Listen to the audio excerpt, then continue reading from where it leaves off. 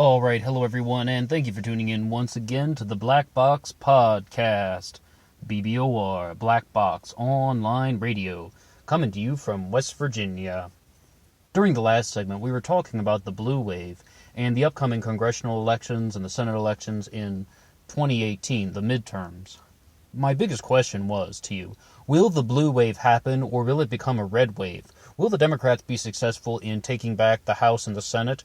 Or is it just going to be one or the other? Like, I was hearing this one stat that there is an 85% chance that the Democrats are going to take back the House. The Senate, we have no idea. And even a lot of the progressives are actually talking about how they think the Democrats are only going to take the House but lose the Senate. I mean, not exactly lose. They don't have it to begin with. It's just that they won't be able to reclaim it. But what do you think?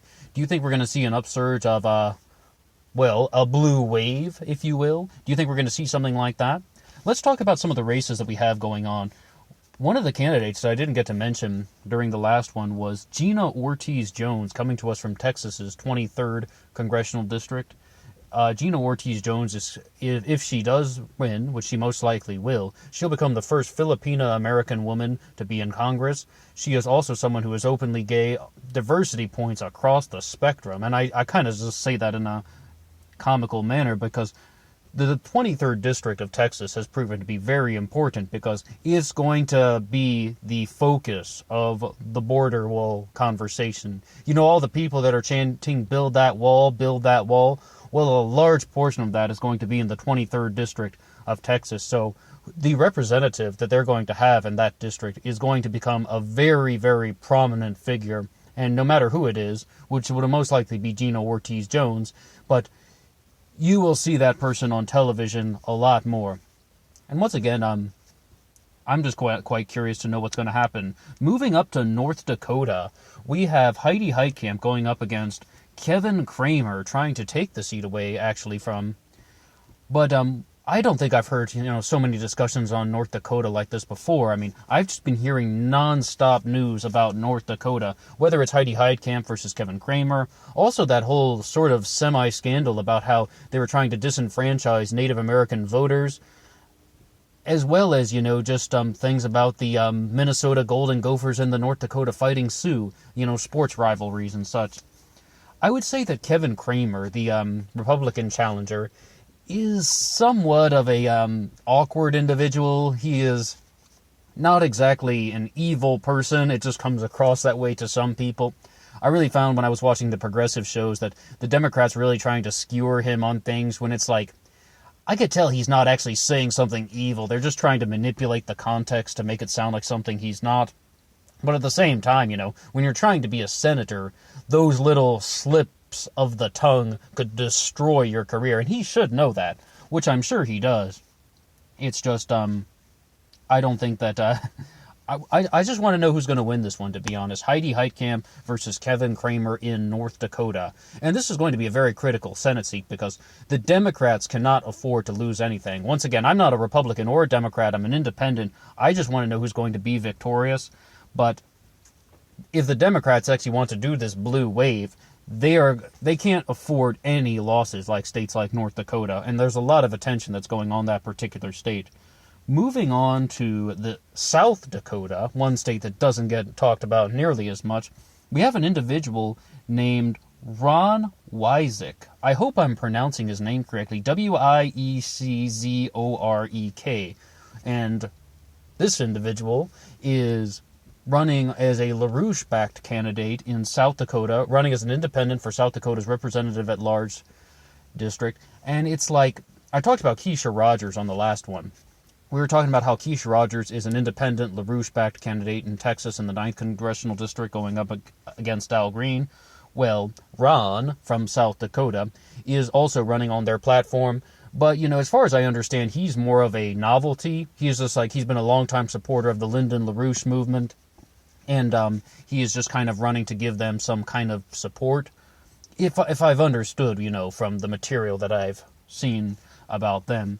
But, it's like they only have 2 LaRouche candidates. And if you don't know what I mean by the LaRouche movement, I mean, like, the Lyndon LaRouche political movement, which is founded upon a series of their own sort of political and philosophical principles. They have 4 economic laws, and they want to create a world land bridge unifying North America with Asia as well as Eastern Europe, and creating a new alliance of China, Russia, India, and the United States.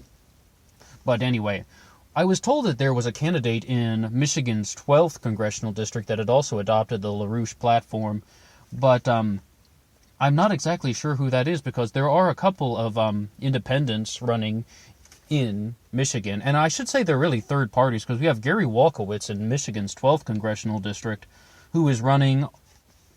He is running for the Working Class Party. This is the first time I've ever heard of them. I've heard of the Working Families Party in New York, and as far as I understand, the Working Families Party is a socialist-leaning organization. Well, Gary Walkowitz is running for the Working Class Party in the 12th District of Michigan. Michigan is also hosting an independent who is running on the platform of the Socialist Equality Party, and his name is Niles Nemeth. Once again, this is all in Michigan's 12th Congressional District, which I believe encompasses Dearborn, Michigan. Now, going off to California, it's like California is, of course, our most populous state, so we just have countless political conflicts. And I was even listening to a Q&A session once, just on one of those things where, like, someone asked the question, what does someone have to do to get into politics in California? Because it seems like it's impossible, because there's just too many candidates. There's just too many people fighting. And, people who are just kind of like up-and-comers are getting shouted down, they're getting pushed down. And there is a little bit of truth to that, because it's like there are just so many people fighting to get to the top, and 38 million people in the state of California. But one of them we have is the 48th Congressional District, with a certain individual named Dana Rohrabacher going up against Harley Rauda for the 48th District in California. Dana Rohrabacher, of course, appeared on Sacha Baron Cohen's Who is America, endorsing the Kindergardians program, which advocated for giving handguns to 3-year-olds and teaching them a rudimentary knowledge of mortars. And I couldn't believe that the progressive websites, they're actually sending out this email chain saying, do not vote for Dana Rohrabacher because he's endorsed giving handguns to 3-year-olds. And when I say I'm kind of amazed by that, just that a comedian was able to just generate some sort of, momentum like that. Someone's little gag prank on a comedy show could actually be, a make or break factor in the congressional election. But that hasn't happened yet. But that is a true thing, though. Dana Rohrabacher did endorse giving handguns to 3-year-olds and teaching them a rudimentary knowledge of mortars. Happy shooting, kids. And then we, of course, also have the 50th District of California. Everyone has their eyes on this one, with Amar Campa-Najjar going up against Duncan Hunter. Duncan Buy Me Lunch Hunter. No, Duncan Hunter was a little bit disgraced with a recent political scandal, about using other people's money to pay for his own vacations and basically to buy himself stuff. But Amar Campa-Najjar has been spending like crazy. I really don't know what's going to happen with this one. I'm going to just kind of hold my breath until November, and then we can find out what is going on with this particular one.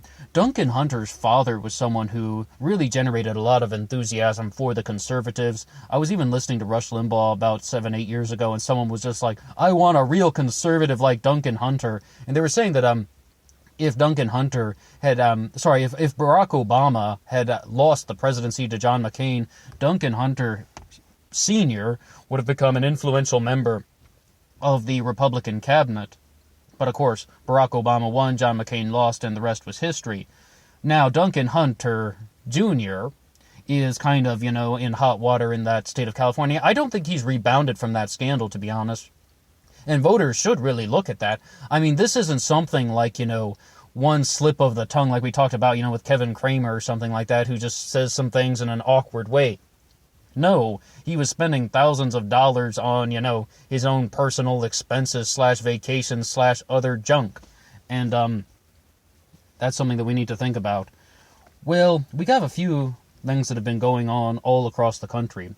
And even from just the names that we've read off today, we're dealing with, a very, very large changing political climate. So many people from different backgrounds are now going to be running up for office. And not only that, there's a high chance that they're actually going to win. And you're just going to see this massive change in the sort of face of America, so to speak. And one of the big things that I felt that is kind of misrepresented is, and I'll say this on both sides, I mean, I said this in the previous one, but it's on both sides. It's like the Republicans and the Democrats are all running many candidates, many women, many people of color on both sides. This is often referred to as somewhat of a progressive issue, and they try to act like the Republicans are not doing it, but they are. In the previous upload, we talked about Young Kim running as a Republican in the 39th District of California, Pearl Kim running as a Republican in the 5th District of Pennsylvania, other people like Mixed Sally down in Arizona, and oh yes, and Mimi Walters over in California's 45th District. But, this is something that's just a changing thing in America, and this is a good thing. This is a good thing because now people from all walks of life are just going to get a lot more face time when it comes to things like, running for office. And we're just going to see a lot of change with that.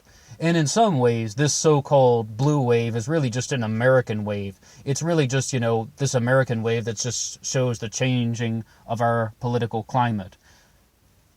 I say bring it on. Well, what do you think is going to happen? Do you think that the Democrats are going to take back the House and the Senate? Will the quote-unquote blue wave happen, which is going to be an explosion of Democrats and progressives taking back the House and the Senate? Or will this, be a red wave when the Republicans actually surprise everyone once again and take control of everything? Or I should say, maintain control of everything. Because the Republicans have the House, the Senate, the presidency, and a conservative Supreme Court.